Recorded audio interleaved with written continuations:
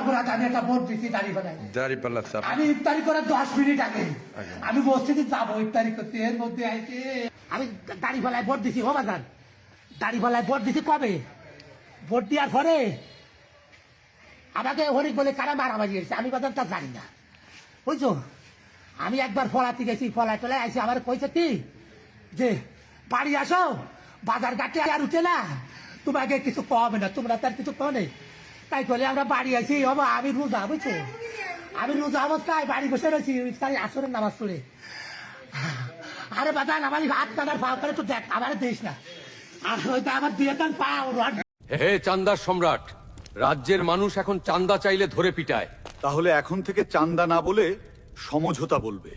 আমার সৈন্যরা চান্দার বাদশা আব্বাসের আস্তানা আমরা জ্বালিয়ে দিব।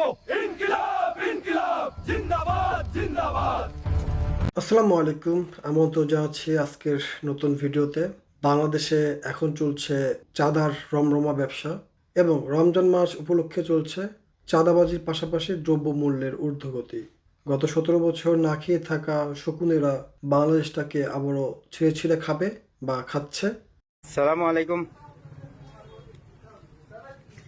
ওই তো আমার দোকানের অবস্থা, বিএনপি সন্ত্রাসী হামলায় আমার দোকান, ওই তো আমার ক্যাশও আমার টাকা আছিল প্রায় 1.5 লাখের মতো, বিকাশর আর নগদর টাকা আমার সব লইয়া গেছেন কি, মানুষ আছেন আরো। আর বাংলাদেশের যারা এলিট, বাংলাদেশে যারা ক্ষমতার পরিবর্তন করে, জনগণ কিন্তু না, যাদের মাধ্যমে ক্ষমতার পরিবর্তন হয় ইঞ্জিনিয়ারিং করে বা সংখ্যা চেঞ্জ করে ফেলে যারা, যেখানে গেলে এইসব এলিটরা এরা প্রচার করতেছে বাংলাদেশে জামাত ইসলাম 21শে ফেব্রুয়ারিতে কেন ফুল দিতে গেল, না গেলে বলতো কেন গেল না। মানে বিষয় হচ্ছে যে জামাত ইসলাম যেটাই করবে এটা নিয়ে ওরা ফলাও করে বিভিন্ন নিউজ তৈরি করবে, এই জমিন আলু মালু সালু কালু টকশো করবে। বুদ্ধিজীবীরা চুল বড় বড়, চশমা পরা, মনে হবে যে আমি বুদ্ধিজীবী, নুরুল মুরুল কিছু আছে না, যে কবির টবির, এরা অনেকে টকশো করবে, বলবে কি তাই তো বিএনপি তো ঠিকই করতেছে বা এটা তো ঠিকই আছে। মানে জামাত ইসলামের কিছু নর্মাল বিষয় নিয়ে কথা বলবে, এদিক দিয়ে বাংলাদেশটাকে লুটপাট করে শেষ করে দিবে। আপার পিছনের ছবি ছিল শেখ মুজিবুর রহমানের, আর নেতার পিছনে কালেমা লেখা, এইগুলা ভালো ভালো সাইডগুলো তুলে ধরা হচ্ছে। কিন্তু অন্যদিকে যেখানে 20 টাকা চাঁদা নিত আপা লীগ, সেখানে বর্তমান যে চাঁদা বাহিনী নামছে রাস্তায়, তারা 100 টাকা করে নিচ্ছে। তারা চাঁদার জন্য মানুষ হত্যা করছে যাত্রাবাড়িতে। আর এদের শেল্টার দেওয়ার জন্য যারা মুখিয়ে ছিল ডক্টর মোহাম্মদ ইউনূস সরকার ক্ষমতা থেকে যাবে, এই চাঁদাবাজ দলকে ক্ষমতায় নিয়ে আসবো, এদের মাধ্যমে আমরা একটা ভীতি স্বর্গরাজ্য সৃষ্টি করব। ওরাও চাঁদা তুলবে, আমরাও চাঁদা তুলব, আমাদের রমরমা ব্যবসা মাঝখান দিয়ে বাংলাদেশের মানুষ, বাংলাদেশের সাধারণ জনগণ যেভাবে নিপীড়িত নিষ্পৃষ্ট হতো সেভাবেই হতে থাকবে। কারণ বাংলাদেশের জনগণ নিপীড়িত নিষ্পৃষণ গোলামি পছন্দ করে বিধায় গত 54 বছর ধরে এই ধরনের সরকারগুলোকে ক্ষমতা নিয়ে আসছে। আজকে একটা নিউজে দেখলাম আসিফ মাহমুদ সজীব ভুঁইয়া ঢাকা দক্ষিণ থেকে এই মেয়র নির্বাচন করবে। তো এক গোলাম, যাদের ভিতরে দাসত্বের বীজ এখনো আছে, গোলামির বীজ এখনো আছে, সে লিখতেছে কি যেন, সাল নাই নাম তার বাঘা। তো বাংলাদেশের জনগণের বা আমাদের মাথার মধ্যে এইসব এলিটরা ঢুকিয়ে দিয়েছে, এই শেখ পরিবার আর এই জিয়া পরিবার বা যারা এলিট, যারা কোটটায় পড়ে, যারা শুদ্ধ ভাষায় কথা বলে, যারা টকশো করে, যাদের কথায় বাংলাদেশের সরকার কি আসবে না আসবে মানুষের মাথার মধ্যে ঢুকিয়ে দেওয়া হয়, যারা বিভিন্ন ডিস্ট্রিক্টে বসে বসে সরকার চেঞ্জ করে, তারা এরকমভাবে বাংলাদেশের জনগণের মধ্যে ঢুকাই দিছে যে এরা ছাড়া বাংলাদেশে কেউ সরকার প্রধান হতে পারবে না, ক্ষমতায় আসতে পারবে না। এজন্য দেখবেন ঘুরে ফিরে, মানে যেবার গত টার্মগুলোতে 91-তে ভোট দিছে বিএনপিতে, বিএনপি ভালো লাগে না, আনছে 96-তে আওয়ামী লীগকে, আওয়ামী লীগকে ভালো লাগে না, 2001 সালে বিএনপিকে আনছে। কিন্তু দেখেন 91 থেকে ভোট দিছিল বিএনপিকে, বিএনপির ভালো লাগে না বিধায় আওয়ামী লীগকে দিছে, আওয়ামী লীগ ভালো লাগে না 1 সালে বিএনপিকে দিছে। তার মানে বাংলাদেশের চয়েস হলো দুই খারাপকে ঘুরাই ফেরাই নিয়ে আসবো। মানে বাংলাদেশের মানুষ যদি এত জনপ্রিয় হইতো অবশ্যই 2 টার্ম ক্ষমতায় থাকতো, মানে সঠিক পন্থায়। 91-96-তে ঝামেলা আছে ভোটের, তারপরেও গ্রহণযোগ্য নির্বাচন ছিল 2001 সহ না। কিন্তু বাংলাদেশে গত 15 বছর যেরকম নির্বাচন হয়েছে, এই মার্কা নির্বাচন না, এই মার্কা নির্বাচন না আপা 3 বার ক্ষমতায় থাকছে, কিন্তু বাংলাদেশের মানুষ চেঞ্জ করে করে খারাপকে ঘুরে ফিরে আনতেছে। কেন?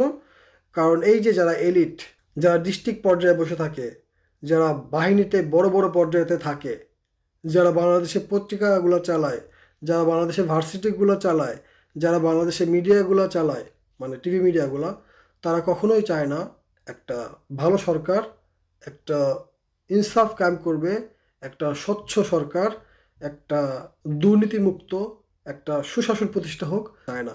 আমার ব্যক্তিগত অভিমত, বাংলাদেশে, বিশ্বে বাংলাদেশের মতন এমন কোনো দেশ নেই যে দেশে নিজের মানুষকে ঠকিয়ে, নিজের মানুষকে কষ্ট দিয়ে, নিজের মানুষকে নিপীড়ন করে এত শান্তি পায়।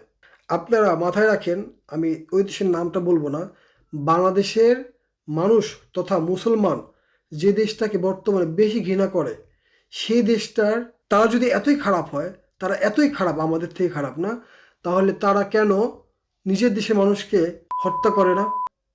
বা একজনকে যদি কিছু হয়, মানে তারা প্রোটেকশনের জন্য, ইন্ডিভিজুয়ালি প্রোটেকশনের জন্য বাংকার করে রাখছে, যে যুদ্ধে একজন মানুষ না মারা যায়। যুদ্ধে দেখতেছে জনগণ কয়েকজন মারা গেছে, এত মারলো ওরা, এত মানুষ মারা গেছে, কয়েকজন মানুষ মারা গেছে, নিজের দেশের যুদ্ধ বন্ধ করে দিল। তো এটাই তো দেশপ্রেম, এটাই তো জনগণকে ভালোবাসা। আর আমার দেখা মতে গরিব দেশ, অনাহারে যারা আছে তাদের বিষয় আলাদা। বাংলাদেশই একমাত্র দেশ যে দেশে অন্য দেশে দালাল আছে। ভারতের দালাল বাংলাদেশে 1%, 2%, আর এলিট পর্যায়ে 1-2% মানে বাংলাদেশের 50%, 60%। তো এলিট পর্যায়ে যারা ভারতের দালালি করে, কেন করে? ভারতে আপনারা বাংলাদেশের পক্ষে, মানে বাংলাদেশে কোনো দালাল দেখতে পারবেন না। বাংলাদেশে দালাল আছে। এই দেখেন, আপা সহ সব ভারতে যে পালিয়ে গেছে, ভারত এটা শেল্টার দিচ্ছে, ভারত এটাকে দিচ্ছে। ইভেন বিভিন্ন সংবাদ মাধ্যমে দেখতে পাচ্ছি ভারত চাচ্ছে কি আপাকে এই রাজনীতি ঢুকানোর জন্য টুডে অ্যান্ড টুমোরো ক্ষমতায় যাবে। এই বিএনপির সাথে নাকি লিয়াজু করতেছে, বিভিন্ন সূত্রে আমরা জানতে পারছি।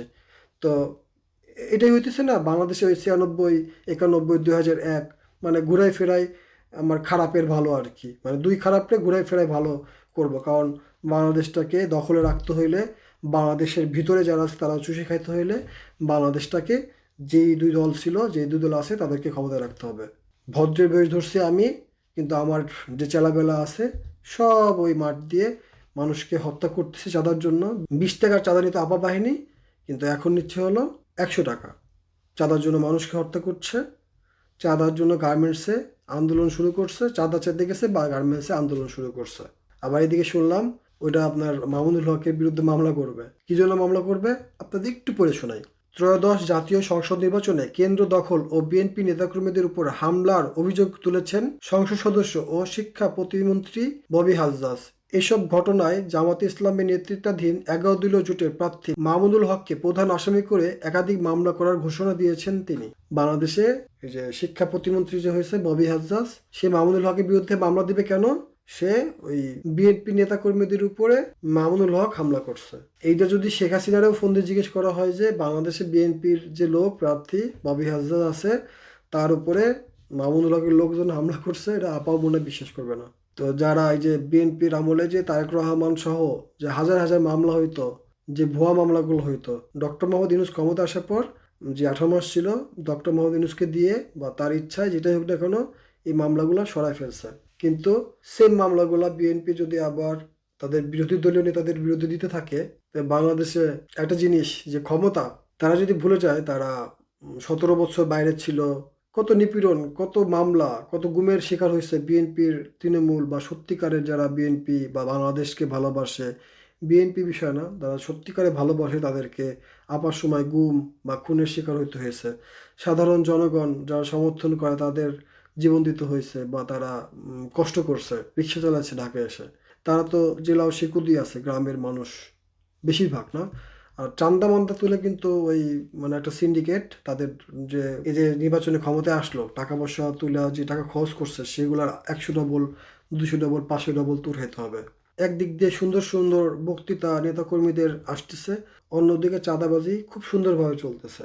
বাংলাদেশে দেখবেন আপনারা, কিছুদিন আগে আন্দোলন হলো না, দেখলেন না পুলিশরা কীভাবে আই হাদির লাশ নিয়ে যায়।